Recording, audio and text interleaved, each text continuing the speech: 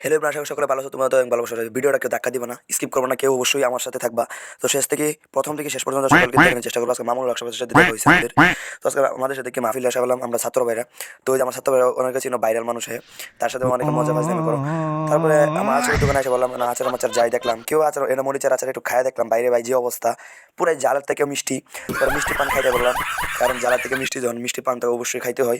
তারপরে আমরা এসে বললাম বড় দোকানে এটা কেউ খাবে না, বুঝছো, বড়টা কেউ খাবে না, একটু আধটু খাইলে খাবে না, খাইলে নাই।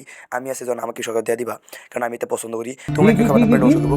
তারপরে আমি মাহফিলে আসলাম, আমি যদি না ঘোরাফেরা করি তাই ঘোরাফেরা করবো কেটা। তারপর একটু বয়ান শুনে নিলাম, মামুনুল হক পাইছি, সকলে শুনে মাথায় কাপড়ের কাপড় পরে